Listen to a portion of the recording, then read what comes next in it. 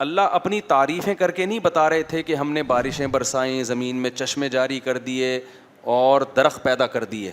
بس اللہ نے ہمیں خبر دی ہے کہ زمین تمہارے لیے ایک نشانی ہے, اس میں تم بیج ڈالتے ہو, درخت اگتے ہیں, پانی کے چشمے جاری کر دیے. اگلے جملے میں اللہ نے اپنی تعریف کی, سبحان الذی, ہر عیب سے پاک ہے وہ ذات, خلق الازواج کلھا, جس نے ہر چیز جوڑوں کی شکل میں اور پیر کی شکل میں پیدا کی ہے. یہ آٹومیٹیکلی نہیں ہو سکتا تھا.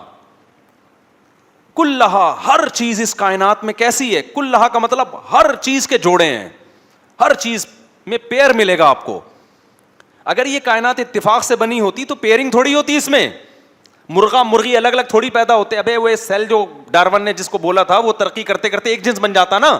یہ کیا بات ہے کہ نر الگ بن رہا ہے اور مادہ الگ, اور پھر دونوں کے ملاپ سے نسل بڑھ رہی ہے. نر کی اٹریکشن مادہ کی طرف, مادہ کی نر کی طرف. اور قرآن کہتا ہے سبحان الذی, وہ ذات معمولی نہیں ہے, بڑی برکت والی, ہر عیب سے پاک ہے, بڑی پاورفل ذات ہے. خلق الازواج کلھا, جس نے ہر چیز کو جوڑے کی شکل میں پیدا کیا. تم یہ سمجھتے ہو کہ صرف مرد اور عورت میں, جانوروں میں؟ نا نا نا. مما تنبت الارض, زمین جو نباتات اگا رہی ہے, زمین جو کچھ پیداوار پیدا کر رہی ہے, اس میں بھی اس نے جوڑے پیدا کر دیے. عرب سمجھتے تھے کہ شاید صرف کھجور میں جوڑے ہوتے ہیں. اب سائنس نے ثابت کر دیا نا کہ ہر پودے میں کیا ہیں, نر پودے الگ ہوتے ہیں, مادہ پودے الگ ہوتے ہیں. اور اگر ایک پودا ہی میں نر مادہ کا فرق نہیں ہے تو پھولوں میں ہوگا, اس میں نر مادہ پھولوں کا کیا ہوگا, ملاپ ہوگا. تو اللہ کہتے ہیں ہر چیز میں ہم نے جوڑے بنا دیے.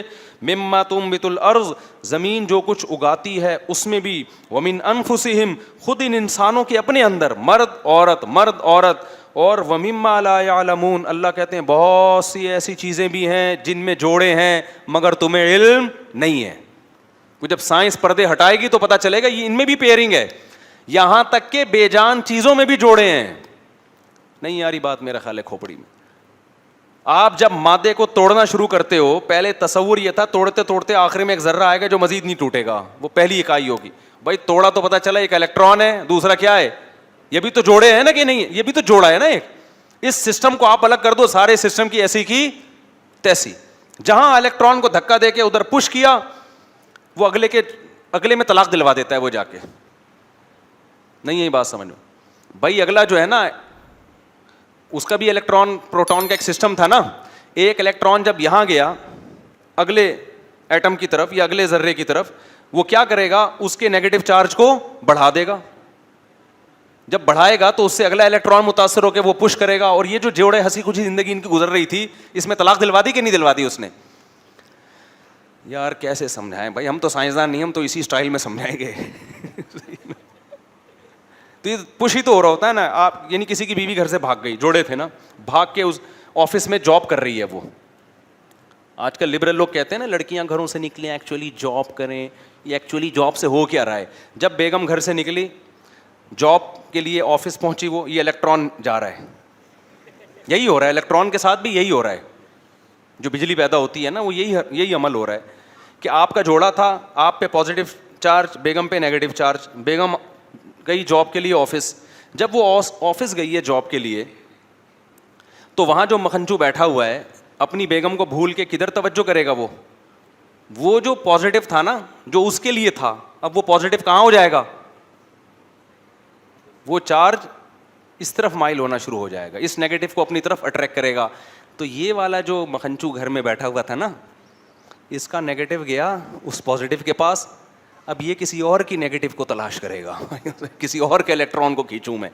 اور ادھر جو ہے نا اس کی جو بیگم جو گھر میں بیٹھی ہوئی ہے, جب اس کو پتہ چلے گا کہ میرے میاں کے آفس میں کسی سے ناجائز تعلقات ہیں, تو وہ اپنے لیے کوئی اور وسیم, بولو, کوئی اور پروٹون تلاش کرے گی. تو یہ سب پیئرنگ میں یہی ہے کہ جب پیئرنگ دائیں بائیں ہوتے ہیں نا, اس سے کہیں نہ کوئی اور پیئرنگ متاثر ہو جاتی ہے. تو اس لیے جو پیئر اللہ نے بنائے ہیں نا جو قرآن میں, جس کا اسی کی حفاظت. الیکٹران میں تو ٹھیک ہے, وہ تو بجلی پیدا ہوگی نا, خاندانی نظام تھوڑی تباہ ہوگا. لیکن جب یہ پیئرنگ انسانوں میں ڈسٹرب ہونا شروع ہو جائے تو اس سے انسانوں کے نظام کی ایسی کی تیسی اور ولد الزنا بچے پیدا ہونا شروع ہو جاتے ہیں, اور سارا فائدہ پھر کتوں کو ملتا ہے. اس پورے نظام میں جب بھی خرابی آئے گی فائدہ کون اٹھائے گا؟ کتا. اس پہ میں کافی ریسرچ کر چکا ہوں. کتا کیسے فائدہ اٹھائے گا؟ ظاہر ہے خاندانی نظام تباہ ہوگا, بچے نہیں ہوں گے, بڑھاپے میں تنہائی, تو پھر کتے پالو گے. پھر وہ محبتیں جو بچے کو دینی تھی وہ کس کو دے گے آپ؟ میں اشارہ بھی اس لیے کرتا ہوں, ادھر بہت زیادہ کتے یہاں گھوم رہے ہیں. اکثر آپ نے دیکھا ہوگا کہ میں جب بھی کتے کی بات کرتا ہوں نا, ادھر یہ پورا گراؤنڈ ہے, آپ دیکھو پورا کتوں کا اجتماع ہوتا ہے یہاں پہ. کیونکہ جو اینیمل لورز ہیں نا, انہوں نے کتا مارنے پر پابندی لگائی ہوئی ہے, اور وہ کتے دبا کے انسانوں کو مار رہے ہیں, بے تحاشا مار رہے ہیں انسانوں کو. یہ ہے مذہب نہ ہونے کا نتیجہ. ہر آئے دن کوئی ایکسیڈنٹ سے گرا ہوا پڑا ہوا بندہ نظر آ رہا ہے کہ کتے نے مارا ہے جی, کتا ٹکرا گیا تھا. لیکن گورنمنٹ کو پتہ نہیں کیا ہو گیا. بالکل جب بھی بات کرو کہہ رہے ہیں بھائی اینیمل لورز ہیں, ہمارے یہاں سندھ حکومت میں بہت سے لوگ اینیمل لورز ہیں, تو وہ نہیں, تو ان کو کتے کٹوا دو ایک دفعہ. ان کو انسان پہلے بھائی, کتے بعد میں. تو خیر پورا سسٹم تباہ ہوگا. فائدہ کس کو ہوگا؟ کتوں کو فائدہ ہوگا آخر میں. جیسے کہ یورپ میں کتے جتنے مزے کی زندگی کتا گزار رہے ہیں نا, ہم ایسی مزے کی زندگی یہاں انسان نہیں گزار رہا. صحیح بتاؤں آپ کو میں, یہاں انسان گٹر کے ڈھکن میں گرتا ہے, گٹر میں گرتا ہے, ڈھکن لیس گٹر, کتا نہیں گرتا یہاں پہ. اور بہت کچھ ہے, پھر یہ سارا بیان رہ جائے گا. ورنہ کتوں میں اور یہاں کے انسانوں میں اور وہاں کے کتوں میں کتنا فرق ہے. وہ کتنی مزے کی زندگی گزار رہے ہیں جو یہاں انسانوں کو میسر نہیں ہے. لیکن میں کتوں کو خوشخبری سنا رہا ہوں کہ یہاں جب انسانوں کے ساتھ کتے جیسا سلوک ہے, کتوں کے ساتھ کیسا ہوگا آپ سوچ لو. لیکن میری پیش گوئی یاد رکھو کہ فیملی پلاننگ والے جو سسٹم لے کر آ رہے ہیں نسل روکنے کا, میں کراچی اور پورے پاکستان کے کتوں کو ایک خوشخبری دینے والا ہوں کہ فیوچر میں تمہیں بہت زیادہ پروٹوکول ملنے والا ہے. کیونکہ لڑکیاں بھی اب جاب کریں گی, دفتروں میں جائیں گی, لڑکوں کے ساتھ فری ہوں گی, کوئی پابندی نہیں لگا سکتا. اور اسکولوں میں کو ایجوکیشن, تو سارا جو الیکٹران ادھر کے جو ہے نا وہ سسٹم سے نکل کے ادھر گیا, ادھر سے سارے پازیٹیو نیگیٹو کی ایسی کی تیسی. اور پھر اب تو پازیٹیو نیگیٹو کے بغیر LGBT آ رہے ہیں, نہ پازیٹیو ہے نہ نیگیٹو ہے. وہ خود فیصلہ کرے گا میں کیا ہوں, حالانکہ چارج خود نہیں ہوتا. وہ تو جو قدرت نے جو چارج پیدا کر دیا وہی ہوگا نا. لیکن اب اس کو اختیار دیا جا رہا ہے کہ آپ کائنڈلی آپ پازیٹیو بننا پسند کریں گے یا نیگیٹو. اللہ میاں نے تو چارج لیس بنایا تھا آپ کو, لیکن بہرحال